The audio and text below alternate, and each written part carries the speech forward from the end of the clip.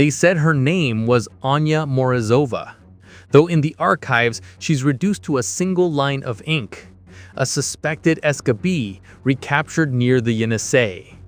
But tonight, we begin not with ink, not with the cold statistics of empire, but with the moment her breath froze into silence. The moment the Siberian wind carved her story into the pole she was bound to. And if you listen closely, beneath the frostbitten stillness, you can hear one detail that follows us through her entire descent. The scratch of cheap cloth. The threadbare prison shift scraping against her ribs as she trembled. A sound soft enough to miss, yet once you notice it, you can't unhear it. Anya stood barefoot in the snow when the guards dragged her into the clearing. The sky was a blank slate of white, as if the land itself refused to witness what was coming. She had tried to flee the labor camp 2 nights earlier, running blind through the endless pines. 10 miles, maybe more, before the dogs found her. The Tsarist code had no patience for women who ran, no patience for women who questioned anything at all. And so the punishment waiting for her wasn't designed to correct. It was designed to erase, to make an example of her body, then of her silence. They tied her to a wooden pole sanded smooth by years of previous victims. Her wrists were already raw from the search, but the rope bit deeper as she tried not to shiver. The guards hated shivering. They called it weakness, and women weren't allowed any weakness, not even when the air could slice through bone. As they bound her arms, that scratch of cheap cloth followed every movement, a quiet reminder of how cheaply the empire valued the women it consumed. One guard lifted a bucket, another smirked, and before Anya could breathe a prayer, the first wave of icy water hit her chest with the force of a hammer. She gasped. The water froze instantly, a crystal sheet fusing her skin to the pole. Her back arched involuntarily, then locked. Another bucket, another sheet of ice. The scratch of cloth stopped. The fabric had frozen stiff against her body. This is the cruelty you are never taught. This is the system behind the myth of a glorious empire, a system that took ordinary women and weaponized the cold against them. And tonight, in this investigation, we make you 3 promises. The same promises the empire hoped no one would ever uncover.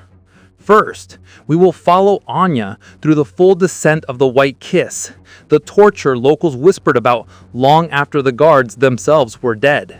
Second, we will reveal how this punishment wasn't a rogue cruelty, but a strategic tool of fear, aimed especially at women who dare to think, to resist, to dream. And third, we will expose the political machinery that allowed this horror to exist. The guards called it procedure. The officials called it order. The priests called it moral correction. But the women who survived long enough to remember called it exactly what it was, the empire's most elegant cruelty. And as we break down the mechanics behind the White Kiss, listen again for that sound threading through every moment of this punishment. The scratch of cheap cloth, even frozen stiff, even fused to Anya's ribs by layers of ice. It remained the reminder of her humanity and of how easily the empire tried to bury it. The method looked simple, brutally simple.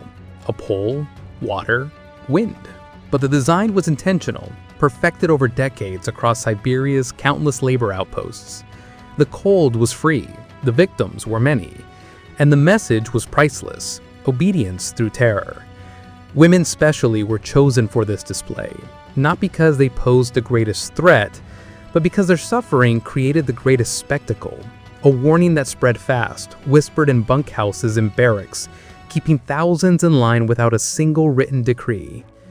The White Kiss began with exposure. Once tied, the victim's body temperature started to plunge even before the first bucket fell. Every tremor, every flinch made the ropes bite deeper.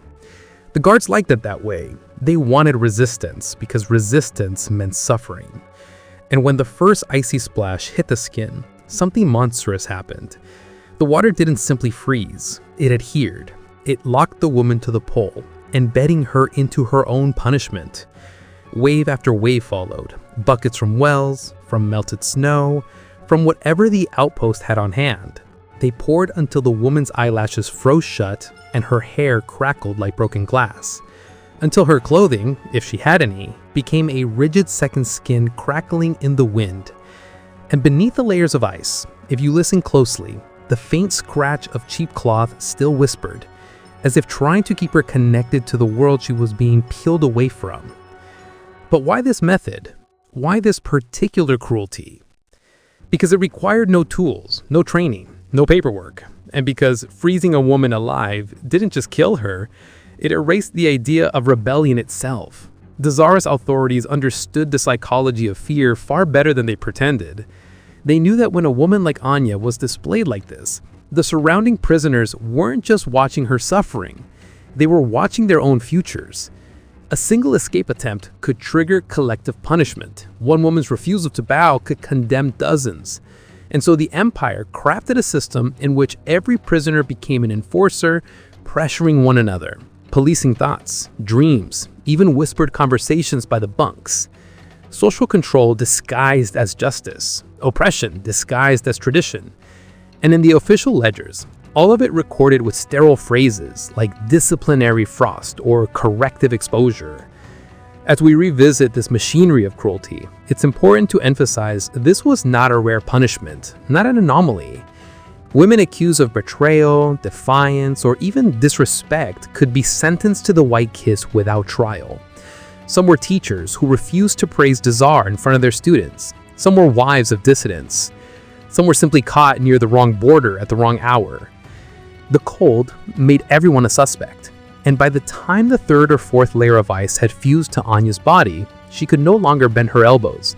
Her fingers were locked into painful curls, frostbitten tips burning and then numbing. Her heartbeat slowed. Her lungs struggled to pull air past the needles of frozen wind. And still, that crackling whisper of cloth persisted, trapped beneath the ice, as if her body was trying to remind itself that she was more than a lesson, more than a warning, more than an object. The guards stepped back once the ice encased her fully. They waited. They always waited. This punishment wasn't about the freezing. It was about the watching. And in their silence, the Empire's true motive became clear. Not justice, not control, but domination through ritualized suffering. A performance meant to teach all women a single brutal truth. Defiance would be punished, and memory would be drowned in frost. But they were wrong about one thing. Memory survives. It scratches its way back through history, just like that cheap cloth beneath the ice. By dawn, Anya was no longer a prisoner. She was a monument, a sculpture of ice and silence. Her body leaned slightly forward, frozen mid-breath, as though she were still trying to whisper one last thought into the wind. The guards preferred it this way. Once the screaming stopped, once the movement ceased, the punishment took on a strange ceremonial stillness. They believed the cold did more than kill. It preserved obedience. But history never cooperates the way tyrants hope, because even in that frozen clearing, something unexpected began to unravel, something the Empire never accounted for. And as the story shifts now to the consequences, the shock, the aftermath, listen again for the detail threading the entire narrative, the scratch of cheap cloth. Even in death, even encased in frost, that faint rasp remained, brittle but present, a sound that refused to die when everything else had.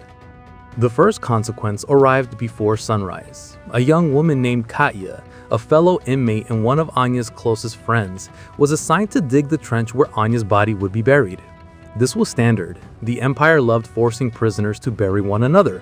It saved labor, it crushed spirit, it reminded everyone that the cold didn't discriminate.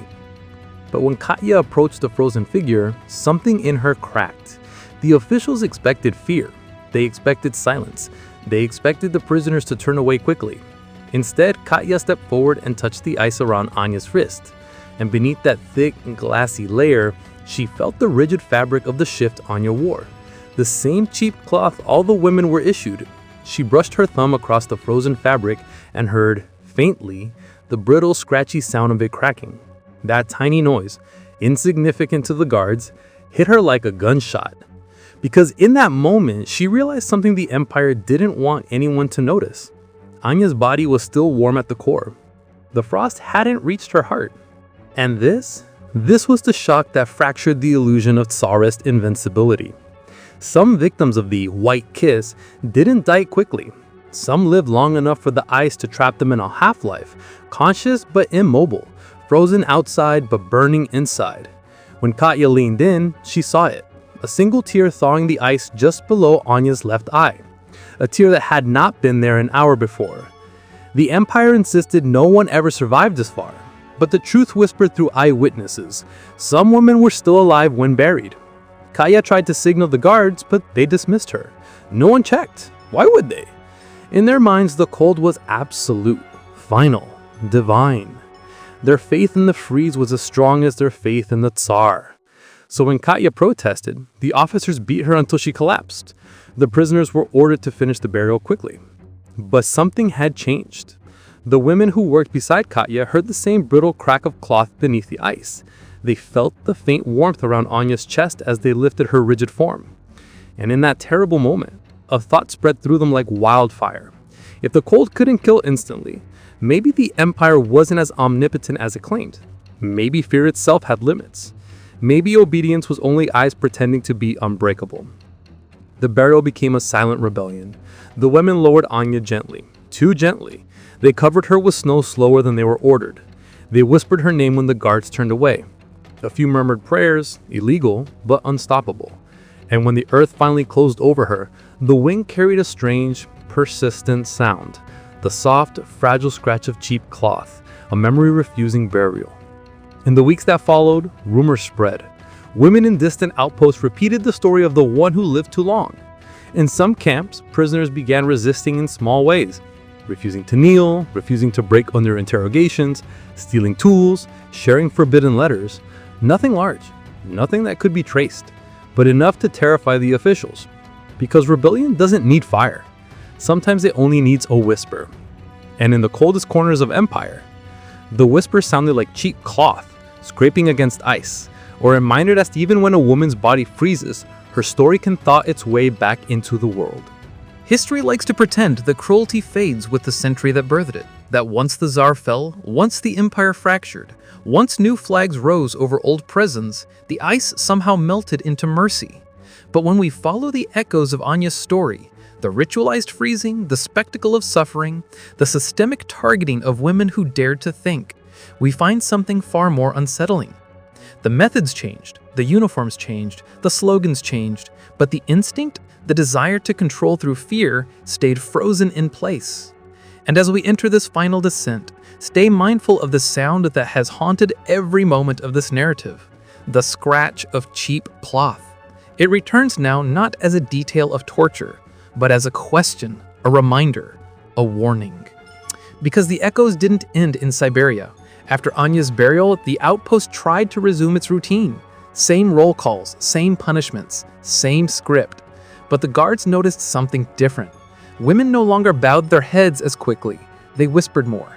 They shared scraps of bread, scraps of news, scraps of courage. And at night, when the wind howled around the barracks, some swore they heard a faint rhythmic rasp, like frozen cloth brushing against ice, a sound that unsettled even the cruelest overseers.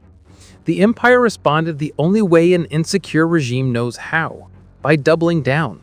More surveillance, more interrogations, more crackdowns on female dissidents, a phrase invented solely to justify the fears of powerful men who couldn't understand how a frozen woman could inspire anything at all.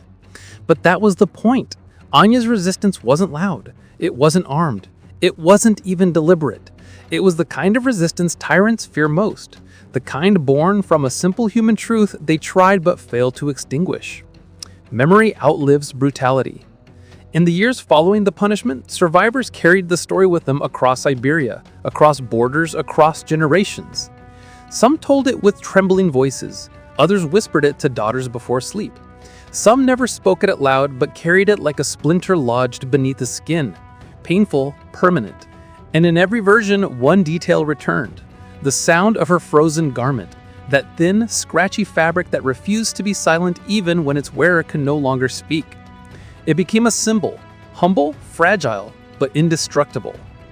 And as we pull the thread from past to present, we confront the uncomfortable truth. The systems that punished women like Anya didn't evaporate. Across the world today, dissidents still disappear in remote places. Governments still weaponize climate, hunger, isolation. Women who demand autonomy are still met with suspicion, still punished for stepping beyond the lines someone else drew, still targeted for the same reason Anya was, because a woman who chooses for herself, speaks for herself, runs for herself, terrifies the powerful. But here is where the narrative opens, where it slows into the question only you can answer. When faced with oppression, cold, quiet, procedural, what survives inside us? Does fear freeze us into compliance? Or does memory keep us warm enough to move? When a system tries to bury a woman's voice beneath snow, law, punishment, humiliation, what fragments manage to break through the ice? And what will we do with those fragments now that they've reached us? The story you've heard tonight isn't just an expose of imperial cruelty. It's a mirror, a test, a warning disguised as a remembrance. And as we close this journey into the White Kiss, remember this. The cold doesn't win just because it's powerful. It wins when people stop listening. So if Anya's story stayed with you, if the scratch of cheap cloth still echoes in your mind, don't let it vanish into the frost. More stories like hers were buried under snow, silence, and deliberate erasure. And here on Crimson Archive, our work is to bring them back into the light.